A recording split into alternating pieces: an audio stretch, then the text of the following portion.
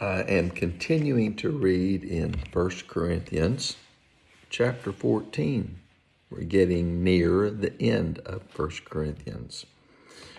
If you read the last or listened to the last session, it was talking about Paul saying that prophecy is just a wonderful gift compared to tongues, speaking in unknown languages.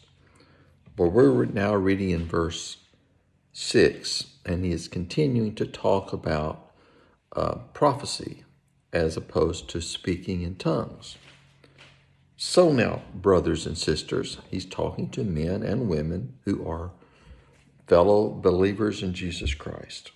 If I come to you speaking in other tongues, how will I benefit you unless I speak to you with a revelation or knowledge or prophecy or teaching?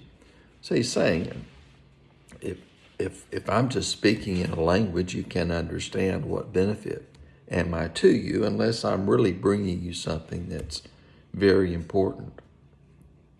Even lifeless instruments that produce sounds, whether it's a flute or a harp, if they don't make a distinction in the notes, how will what is played on the flute or harp be recognized? He's saying what we say needs to have importance. It needs not just be the same thing over and over and over again. So when we speak, we need to be speaking things that are uplifting and of revelation, of knowledge, and sharing things that are of importance. Just an instrument that sounds the same note all the time doesn't benefit anyone. In fact, if the bugle, like a trumpet, the bugle makes an unclear sound, who will prepare for battle?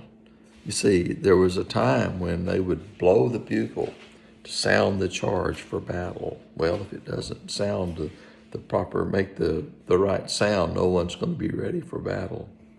In the same way, unless you use your tongue for intelligible speech, language that can be understood, how will what is spoken be known? For you will be speaking into the air. There are doubtless many different kinds of languages in the world, and none was without meaning. All the languages have meaning to someone, or they wouldn't exist. Therefore, if I do not know the meaning of the language, I will be a foreigner to the speaker, and the speaker will be a foreigner to me. We need to understand the language that is being spoken. So also you, since you are zealous for spiritual gifts, since you really want these spiritual gifts, seek to excel in building up the church. Your desire should be to have a gift, do something that will make the church stronger, make it more powerful, benefit the church. So Paul continues to speak about the gift of prophecy being so very important, and saying, if we can't understand a language, then it's not benefiting us.